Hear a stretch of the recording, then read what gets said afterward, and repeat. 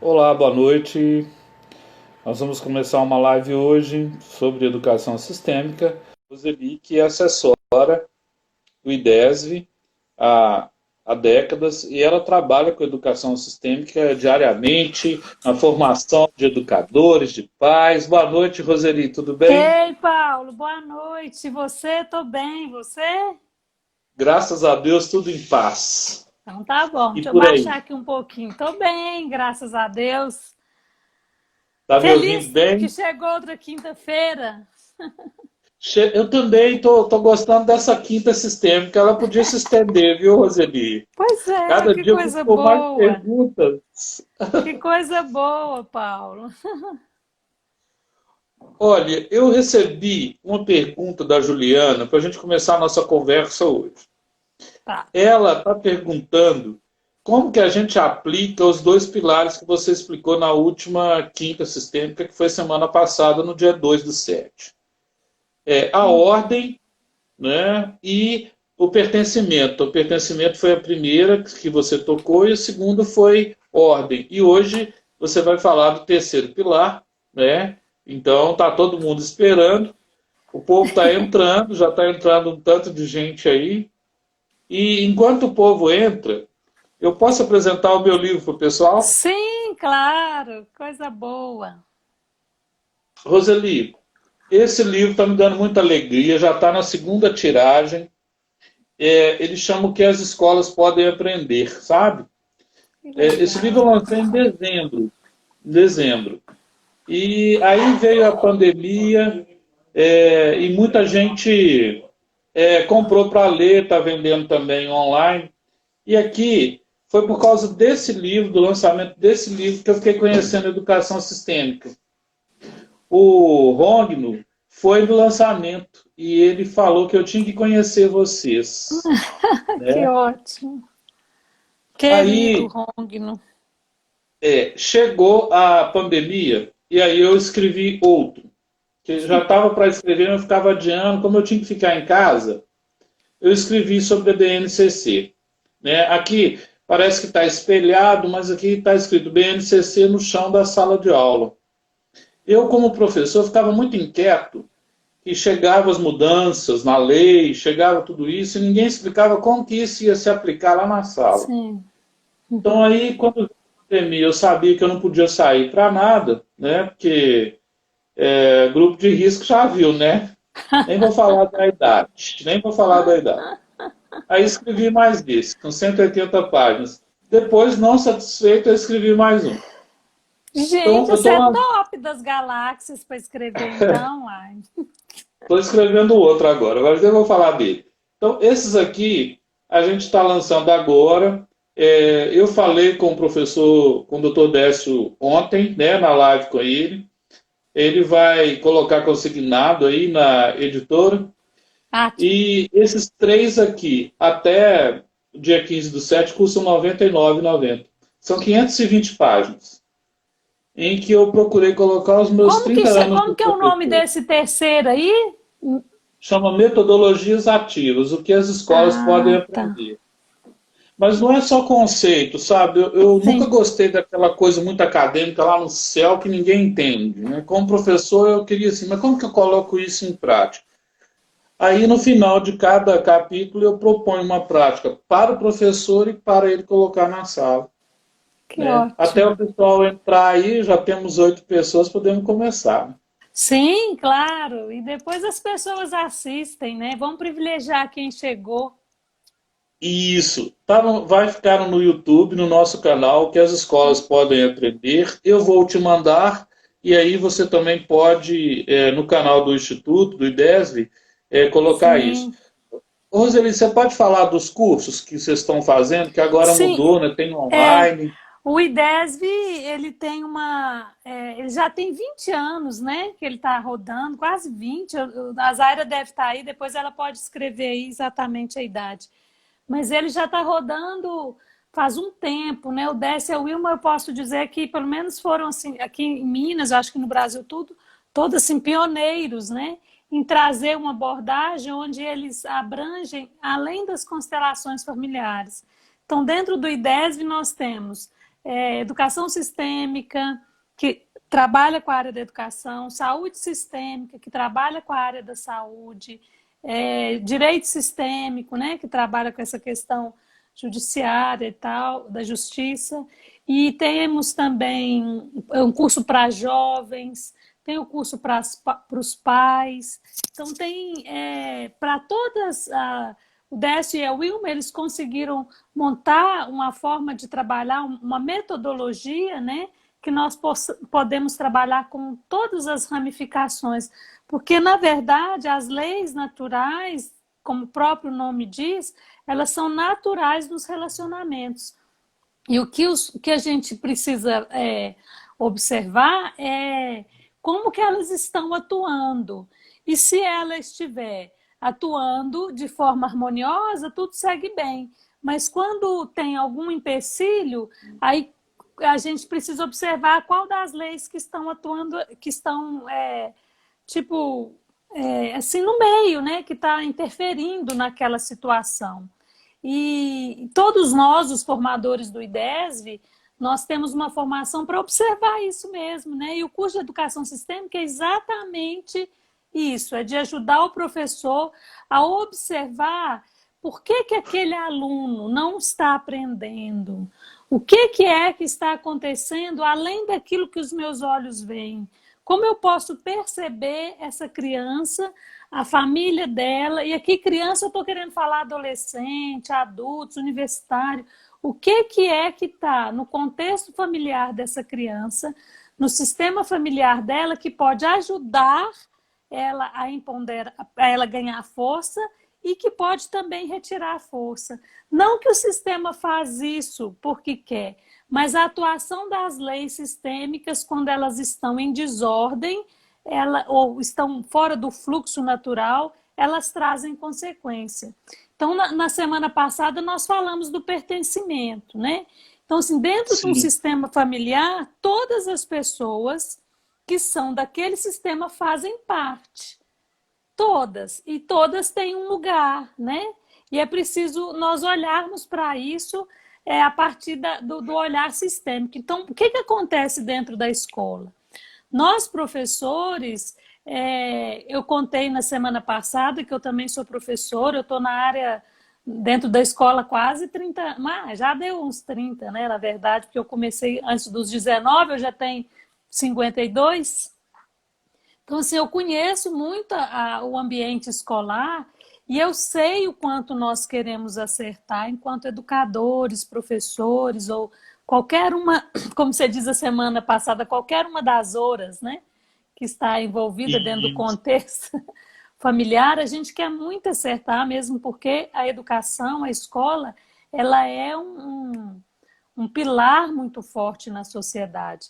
E a educação sistêmica, a visão sistêmica dessas 3 leis e como elas atuam, como que elas atuam, como que é a nossa postura, nos ajuda muito, muito a tornar o nosso dia a dia mais leve e a compreender e a concordar com aquilo que é.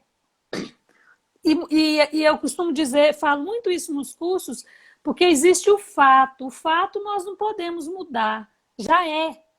E aí eu gosto de falar com os meus alunos que a gente tira a letra F da palavra fato e fica o ato. Então, diante de cada fato, qual que é o meu ato, a minha atitude? E dentro do IDESV, né, na educação sistêmica, o que mais nós trabalhamos é justamente esse como. Como eu vou olhar para aquele meu aluno que não está aprendendo, para aquele meu aluno que está sendo criado com a avó que exclui a mãe dele, ou que está sendo criado com o pai, ou com a avó que exclui o pai, como que está essa criança que está sendo criada como sendo irmã da mãe ou irmã do pai.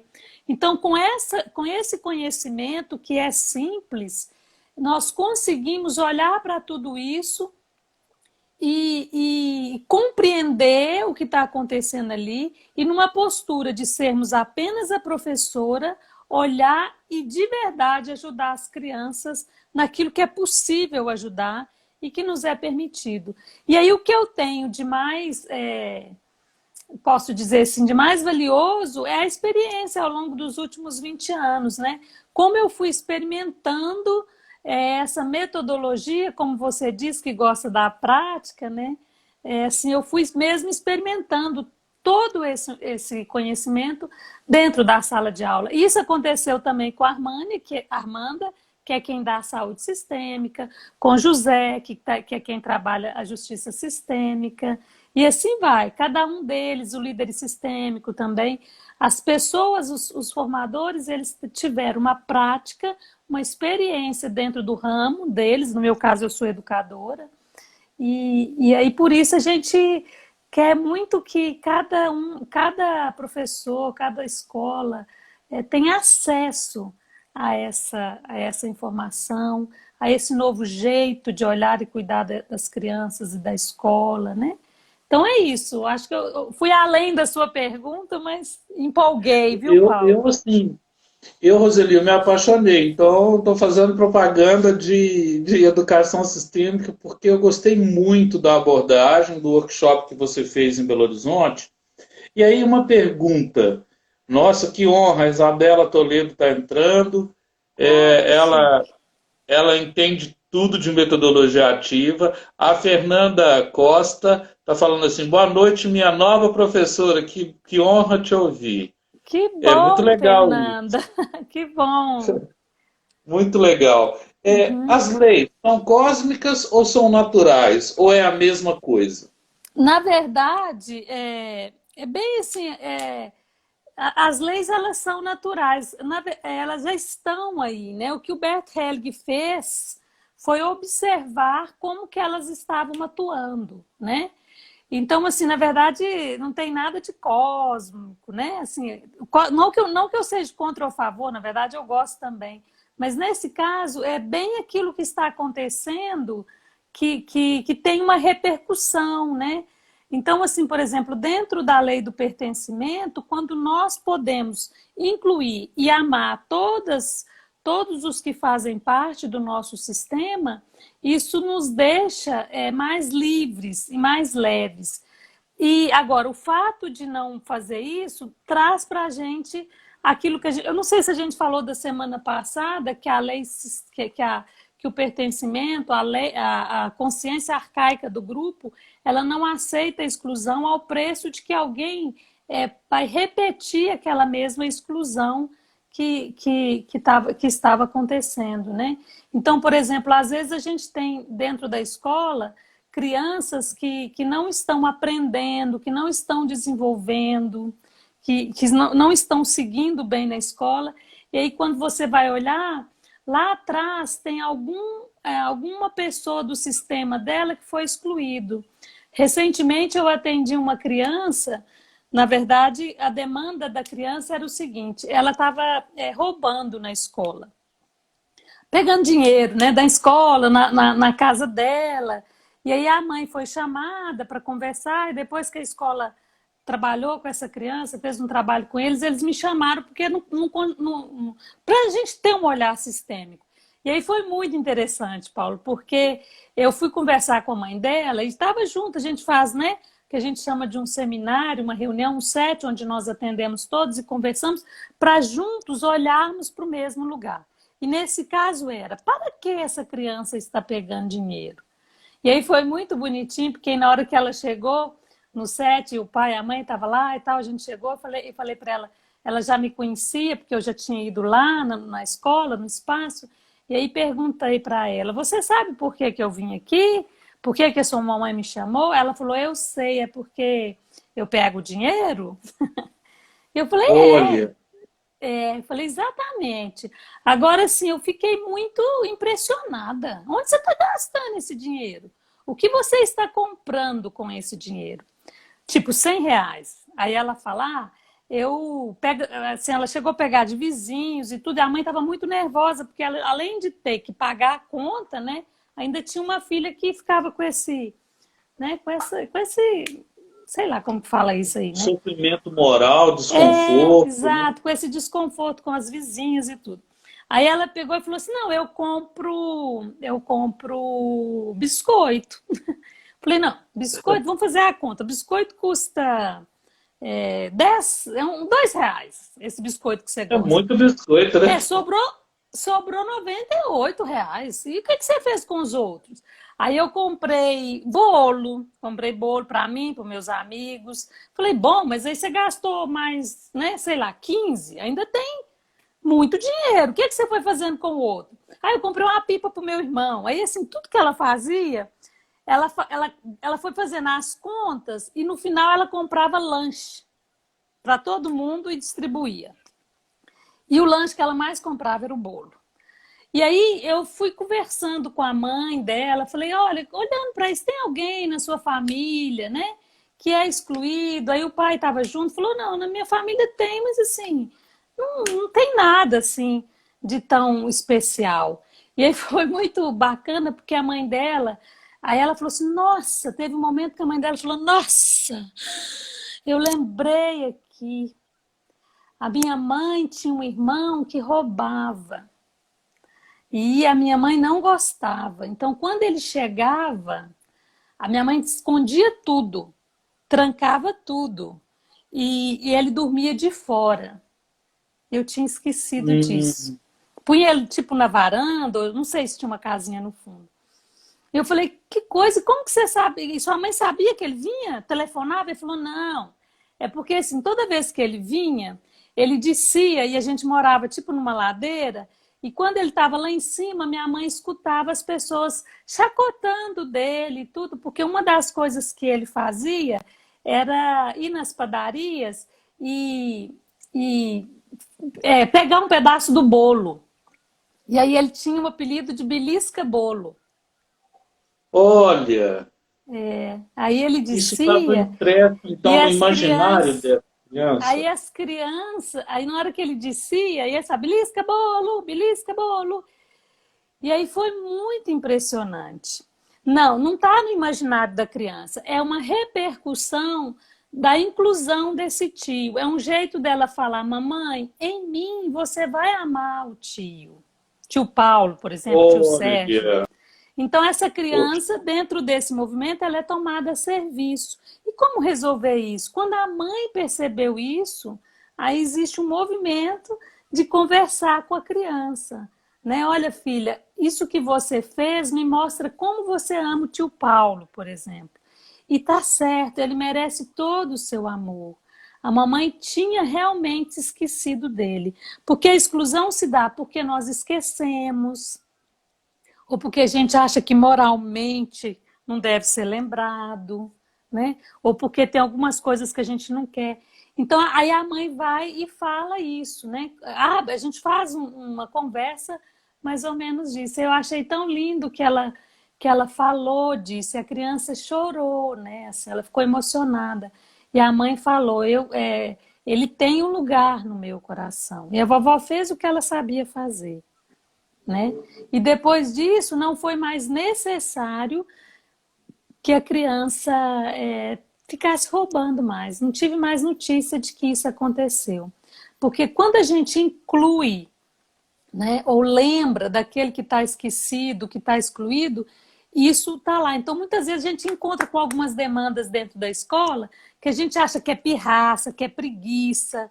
E às vezes, assim, a criança, ela está com uma demanda lá na casa dela, e aí ela está, tipo, fazendo a live com você, dentro da sala de aula, o quadro está aí, ela está olhando para cá, mas o coração dela está de costa.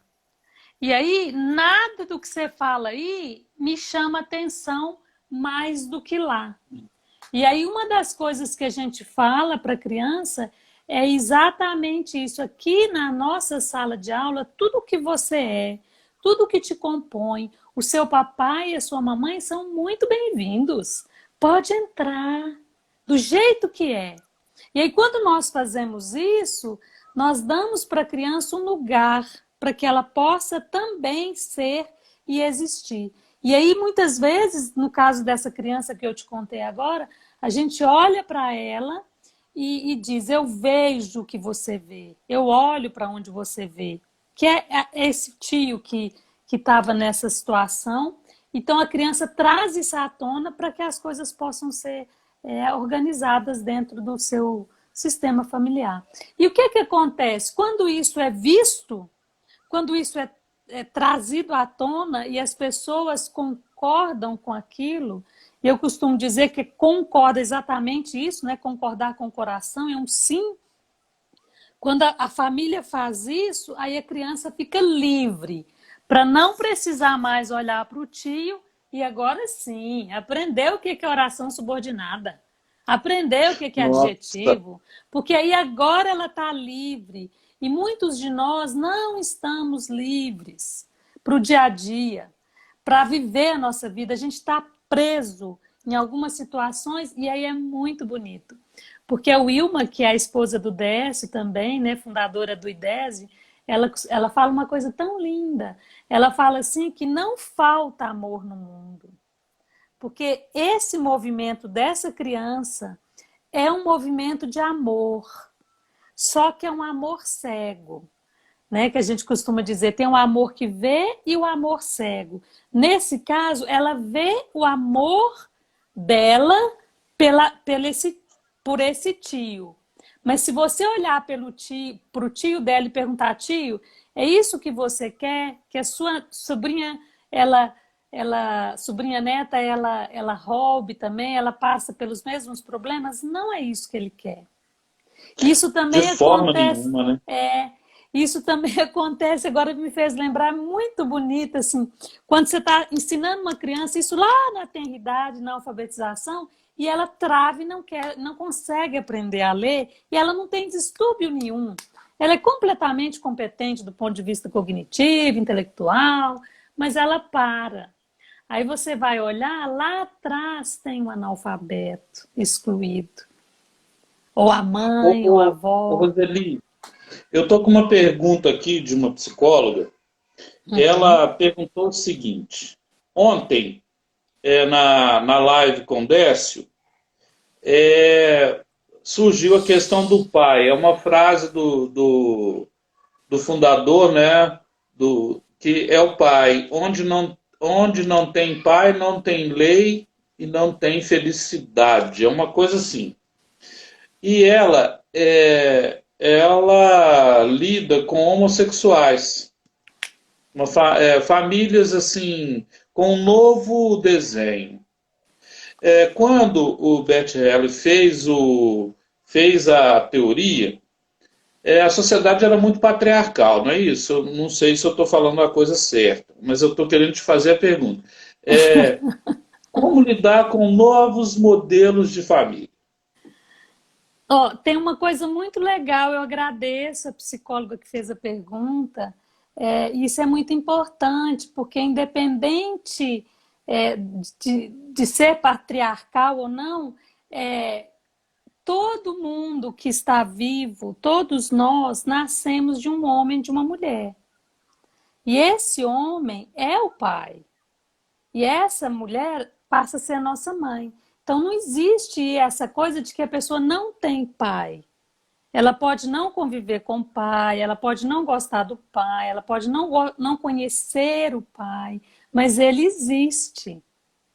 Né? Então, dentro da educação, assim, ele existe e dentro de você, ele, o vovô, a vovó, o bisavô, a bisavó, tudo que vem daquela raiz, daquela árvore, te pertence e é seu.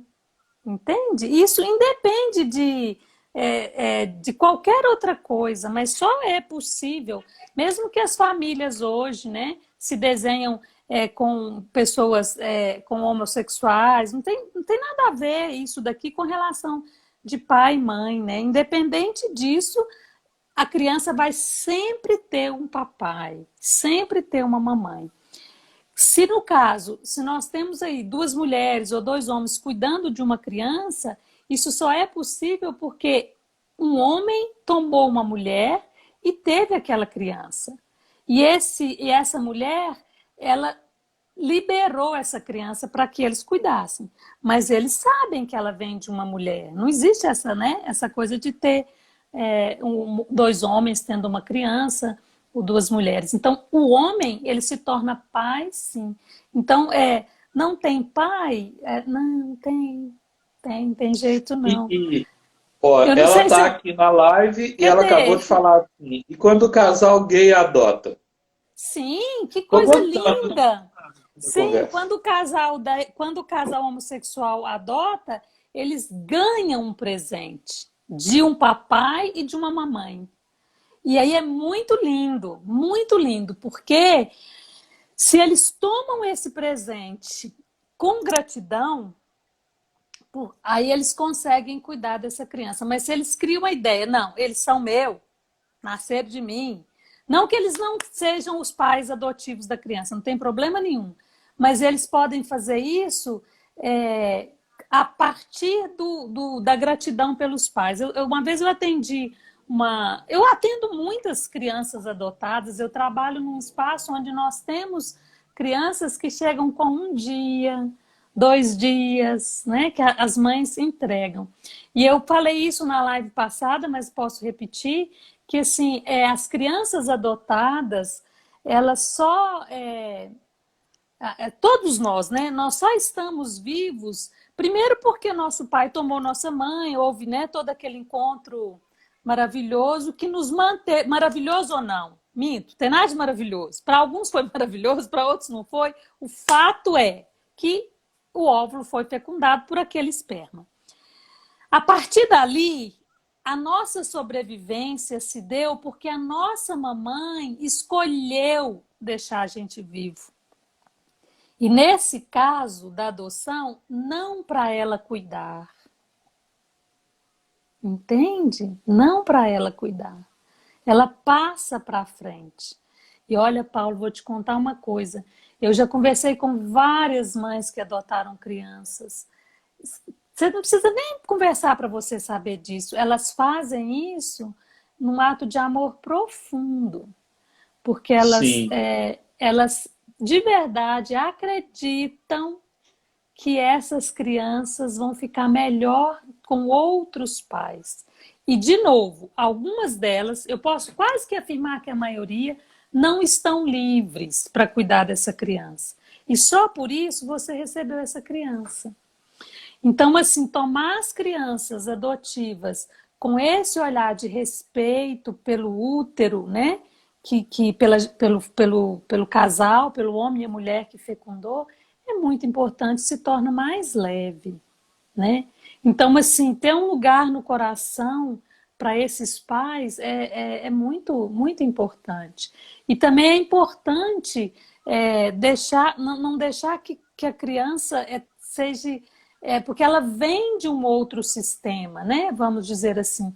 É como se eu tivesse um pé de manga, a Wilma adora esses exemplos assim, mais concretos. Como se eu muito tivesse legal, eu também. um pé de manga, e aí eu falo para ele, a raiz dele é manga. Eu falo, agora é goiaba. Você é uma goiaba. Aí a criança começa a soltar o fruto e a manga. Não, não, não, não, não, não, para tudo. Você é uma goiaba. Você não é manga. Aí, então, assim, não tem como a criança não ser aquilo que ela é. Não só fisicamente, tudo que é o sistema dela, né? Então, quando nós trabalhamos com os pais adotivos, a gente ajuda eles a compreenderem a grandeza desses outros pais, a precedência deles, né? No caso da ordem, mas assim, como é importante essa criança, esse presente que eles deram. E aí, eu gosto muito de dizer o seguinte, eu vou cuidar dessa criança por amor aos pais também que não estavam livres, né? E Roseli, ajudar nisso. uma vez eu estava dando palestra numa igreja católica, que chamam muito, eu vou igreja Sim. evangélica, católica, eu sou cientista da religião, meu mestrado é nisso. Então, assim, onde me chama eu vou, Uhum, não uhum, tenho nenhum problema. E aí, um jovem, vou chamar ele aqui de Marcelo, tá? Esse jovem falou que o pai dele falava assim, o meu pai, eu tive 5 irmãos antes de mim, então, quando eu ia nascer, minha mãe estava grávida, ele falou que queria uma menina. Eu uhum, quero uma menina, eu quero uma menina, eu quero uma menina. E eu fui dar uma palestra junto com a minha esposa sobre sexualidade e afetividade, um tema desafiante no momento, né, Uhum, contemporâneo. uhum, uhum. Sobretudo quando você vai numa igreja, porque as igrejas elas têm um jeito de tratar as coisas e aí ele falou, eu me tornei homossexual porque eu queria deixar o meu pai feliz. Em um determinado momento ele falou isso. Ele queria uma menina, eu me tornei uma menina. Isso depois de uma dinâmica que a gente fez de deserto, as pessoas tinham que sair, né? E ficar uns 30 minutos com ela mesma, e de repente ele Do Frei percebeu isso. Inácio Larranhaga, Isso. A gente faz muito exercícios oficina de espirituais, oração. assim, oficina de oração. E aí ele voltou e falou isso conosco. Nós acolhemos, né? É a realidade dele. Eu não podia. Eu disse, eu não tenho, por enquanto, nenhuma palavra a te dizer. Mas eu percebo que a sua intenção era maravilhosa, né? Fazer o seu pai feliz. Como você está? Foi a única coisa que eu consegui fazer, sabe, Roseli? Porque também, Claro, não né? é? Se Jesus Cristo falou que ele veio para que todos tenham vida, quem é o Paulão para falar que. Mas assim, eu carrego sempre esse jovem no coração, faço minhas orações por ele. É, como que será que a educação sistêmica lida com isso? Quer dizer, o pai falava sempre com a mãe que queria uma menina, e ele, desde o útero materno, ouviu isso. Assim, tem muitas coisas aí por trás dessa fala, dessa percepção da criança, mas assim, o que mais importa aí é o fato, né? Ele é um menino, não é? Mesmo que mais tarde Sim, ele tenha uma opção sexual de gostar de menino, isso é uma opção sexual. Mas esse papai, mesmo que tenha sido um desejo dele, e alguns mantêm esse desejo a vida toda, isso não muda o fato dele ser um menino, né? Agora, se é por isso que ele é homossexual, só Deus, né? Porque aí tem uma é, série de outras coisas que envolve, né? Tem, assim, às vezes a gente tem alguma situação vivida, eu não estou falando que é o caso dele, não, tá? Mas, sim, assim, sim, é muito mais fácil eu colocar a conta para você pagar do que eu mesmo me assumir na minha plenitude, naquilo que eu sou, naquilo que eu quero, naquilo que eu escolho para mim, né? E assim fica mais fácil de viver a vida entre aspas, né? Mas, assim, isso aqui eu posso falar isso com propriedade. Nós, por sermos pais, não somos santo. Quem falou, de né? jeito nenhum, né? Quem É demais, né? falou? Porque assim, Não tem manual, né? e assim, nós somos um homem, uma mulher que estamos, ó, tocando a vida, comprando casa, arrumando casa, fazendo cozinha, fazendo comida, trabalhando, é uma batalha, né? Nós erramos muito, enquanto, né, nessa vida de ser pai e mãe.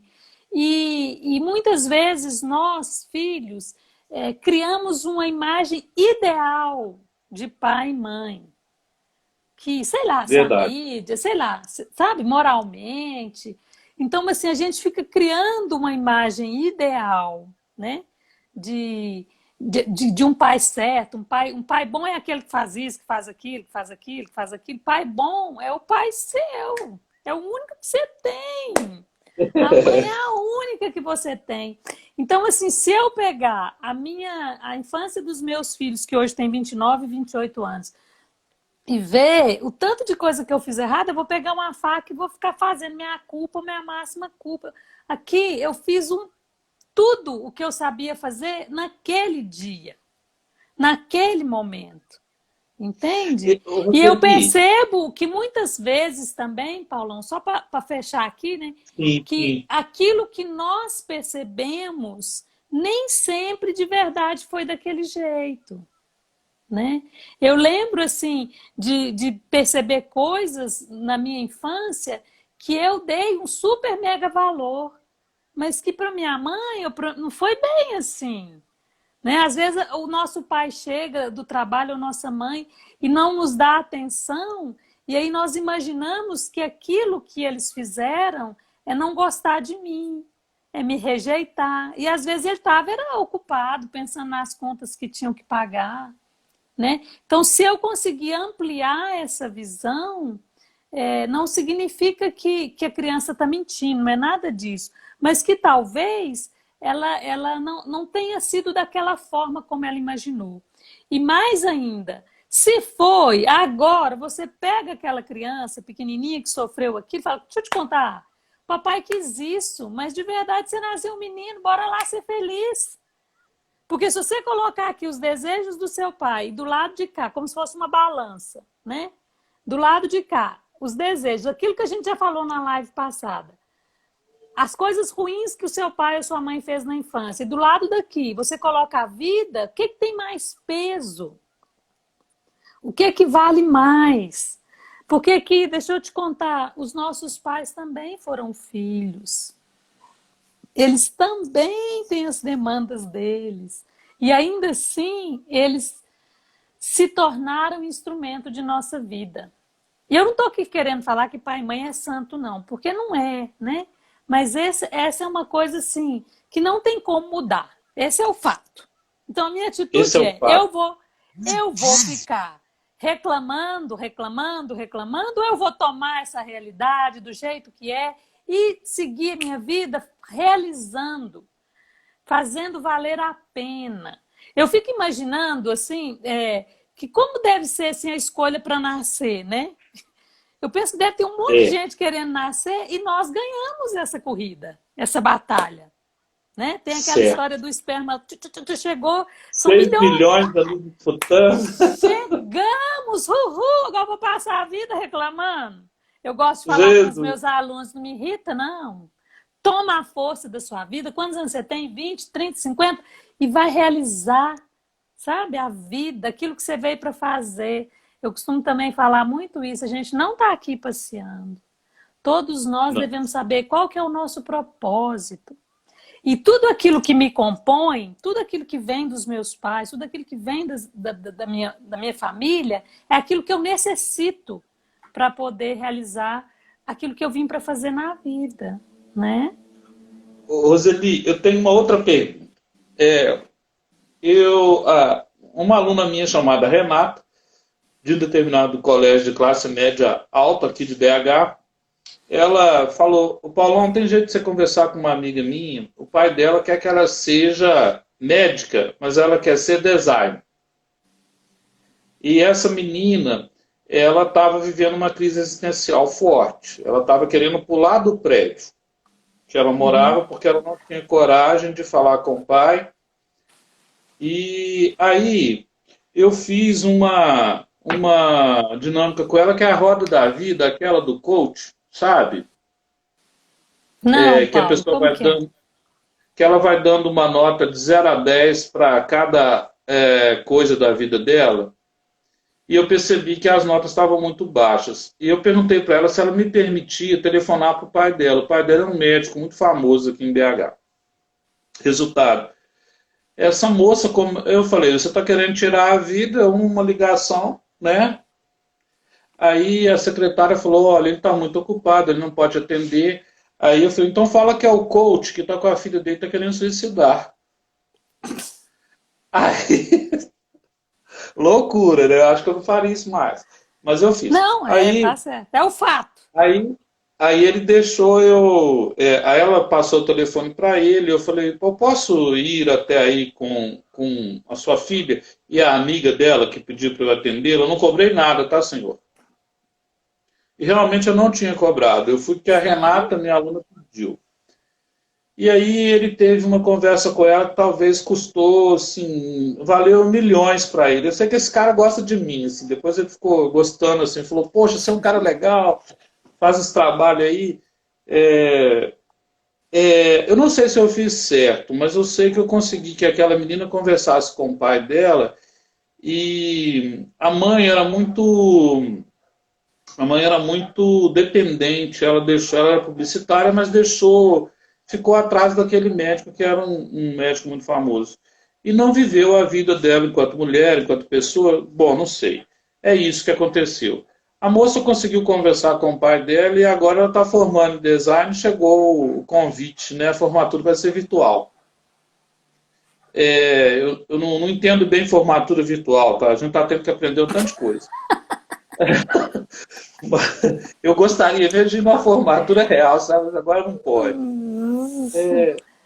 Mas olha, quando o pai tenta escolher o destino do filho, eu estou dando essa volta, te contando uma história, mas para perguntar isso. Porque o filho vai ser aquilo que o pai quer ou vai ser aquilo que ele quer ser? Eu tenho uma frase do Sartre que eu gosto muito.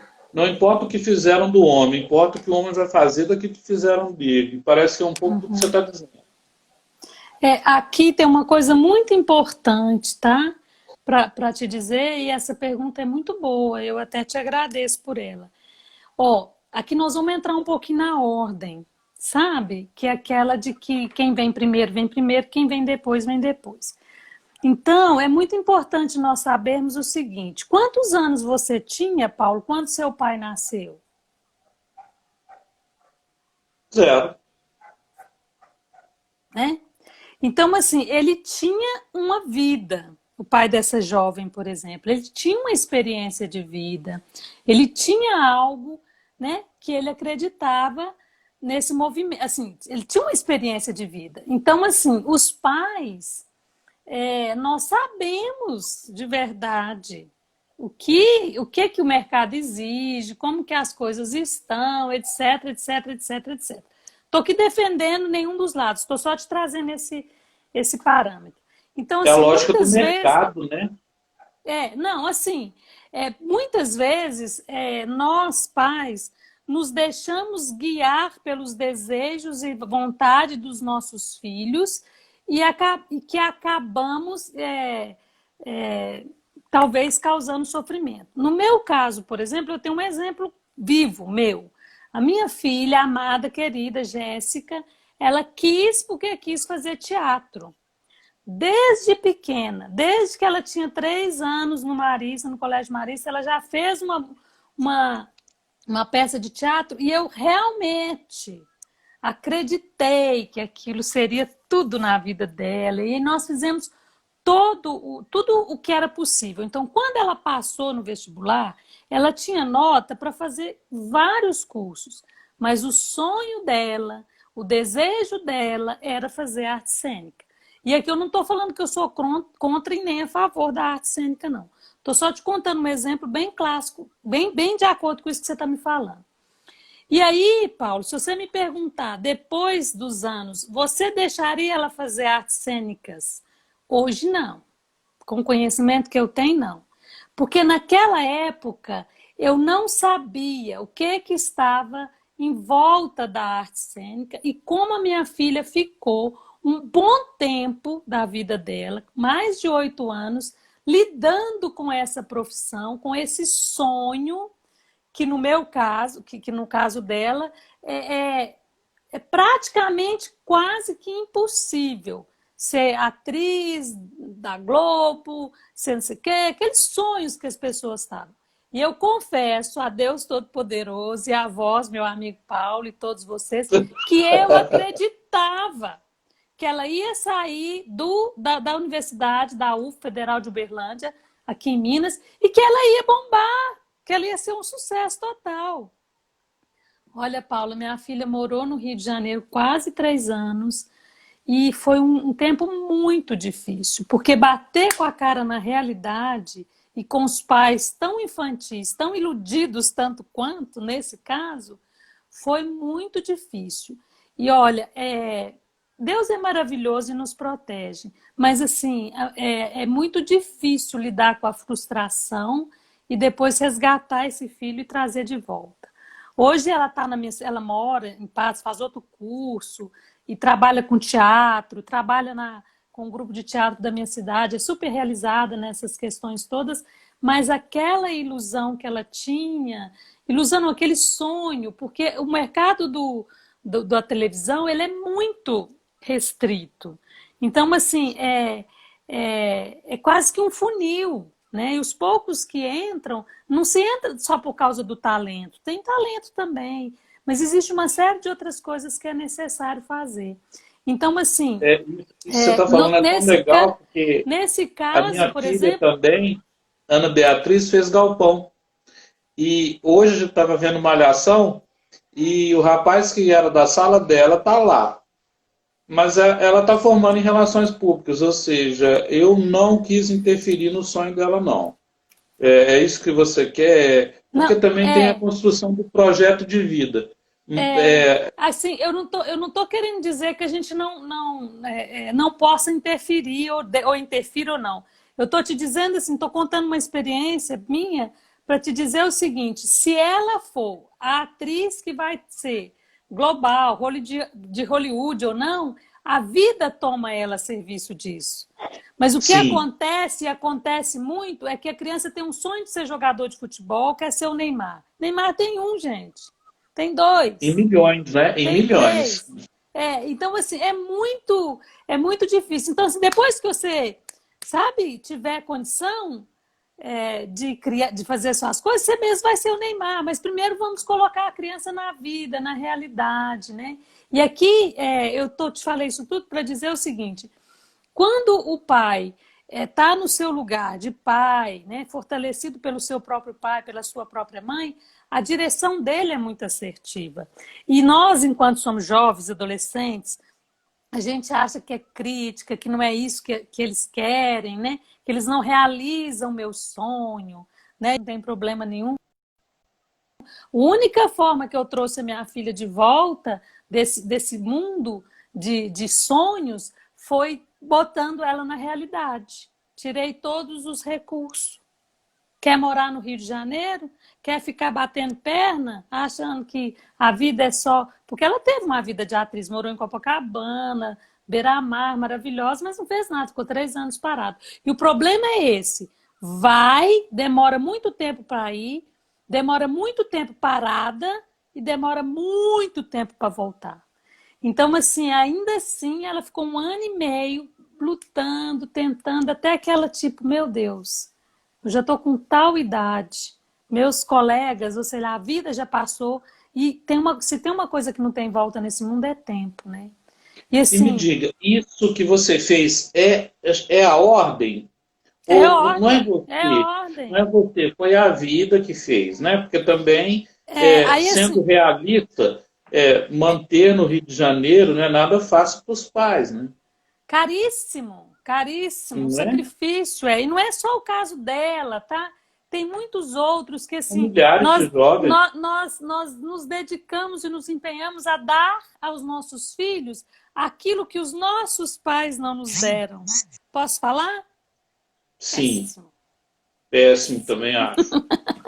Porque, assim, quando a gente tem esse julgamento com os nossos pais, a gente dá aos nossos filhos um lugar de realeza, sabe? Então, assim, a gente não que a criança não possa fazer design, tá? A Zaira tá aí, ó, a Zaira é design, maravilhosa, não é nada disso. E, Eu não estou querendo colocar isso como certo ou errado. Mas, assim, mas porque hoje a tem um negócio que é criança síndrome do é, é, imperador, né? O filho manda, por exemplo, lá em casa a vovó falava, tem isso para comer. Né? Hoje os pais perguntam o que é que você quer comer. é assim, não que as crianças não podem ter seus quereres, né? Criança que Podem assim, mas escolher, podem. é muito importante nós sabermos que para nós conduzirmos alguém, nós precisamos ser adultos. E adultos arca com as consequências. O que uma jovem de 15, 16 anos, 17 anos sabe da vida? Sabe das consequências da vida, não é? Então, assim, nós Sim. pais precisamos saber como que vai ser isso, né? Como que essa criança vai seguir. Então, nós, além de gerarmos a vida, estamos conduzindo a vida. E o pai é isso, ele cuida dessa criança até que ela se torne aquilo que ela veio para ser. 20 anos e tudo. Mas tem uma hora que ele fala, ó, tira recurso, quer seu sonho? Então realiza. Você já está grande, você Vai em consegue frente, realizar. né? É, Segura e na mão aí, de Deus e vai, né? e aí a gente depara, o Paulo, por exemplo, igual eu estava te falando antes, né? A minha filha teve uma crise de pânico, né? Por isso que acaba que ela veio. de frustração e tudo. Então, assim, às vezes nós encontramos a crianças de 30 anos dentro de casa ainda, querendo que os pais continuem pagando o sonho. Então, assim, a Wilma, toda hora eu falo na Wilma porque ela me vem na imagem, assim, a gente constrói a vida ralando, né? Ela fala barriga no tanquinho, uma coisa mais ou menos assim, no dia a dia, né? Para você poder fazer valer a pena. Então, nós fortalecemos nossos filhos quando nós deixamos que eles encontrem os desafios e vão levando eles, não dando tudo assim na mão de bandeja. Então, voltando à sua pergunta lá, eu não sei te dizer de verdade. Quando eu vejo, por exemplo, uma criança que você falou que nessa roda dá uma nota tão baixa para a vida, né? Eu tô te mandando ela, tá? É como se ela tivesse olhando para a morte, né? Ou seja, a minha vida não é boa o bastante, né? Então, assim, é importante pegar a vida. Nossa, eu preciso fazer algo, eu preciso fazer valer a pena. Ah, mas a minha vida não presta, as coisas são ruins. Olha, houve um investimento da vida em você para que você possa fazer as coisas.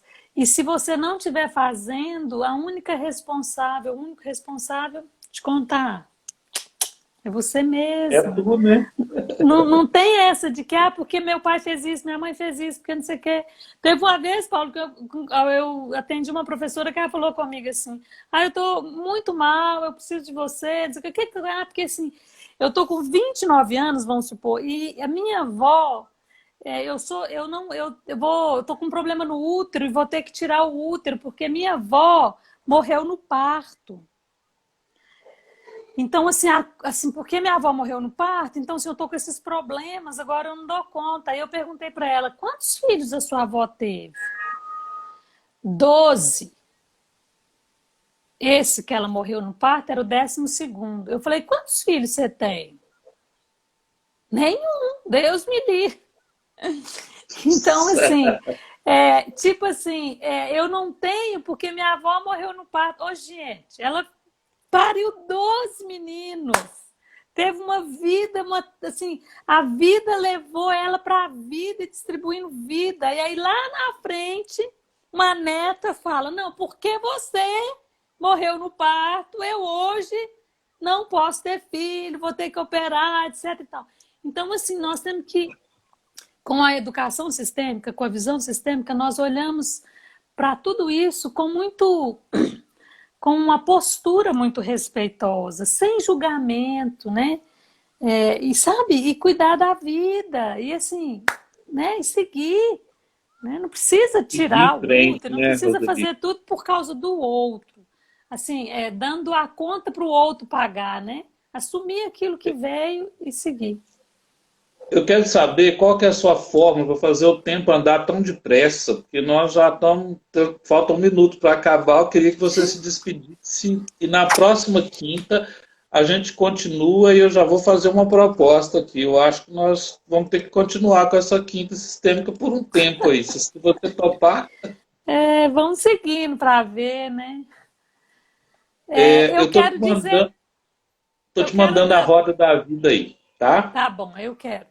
Aqui, tudo de bom para vocês. Eu te agradeço, viu, Paulo, pela oportunidade de estar falando um pouquinho com vocês. Está sendo uma bênção isso para muita gente. Vocês que deixaram aí um tempo do seu dia. Eu sei que tem muitas lives aí acontecendo agora, mas que bom que você esteve com a gente aqui. E eu te agradeço a Zaira, que proporciona isso também, né? Coloca aí, Zaira, para as pessoas conhecerem o IDESV, entra lá, tá tendo curso online, né? O curso online é muito bom, eu vou me matricular e convido quem... as coisas que nós trabalhamos aos pouquinhos, porque é um curso que tem uma sequência, né, de trabalho que ajuda bastante. Mas antes que caia e a gente desapareça, brigadão, viu? Tudo de bom. Muito obrigado você também. Tá? Gratidão e alegria, viu? E um beijo para todos, os filhos e pais. Entraram mais ou menos umas 50 pessoas aqui, foram para lá, foram para cá. e vai para o canal que as escolas podem aprender e eu te mando aí, tá bom? Tá bom. Muito obrigada, tá? Com Deus, Um Daria. beijo Até para quinta que vem. todos. Se Deus Tchauzão. quiser. Tchau, tchau. Tchau, tchau.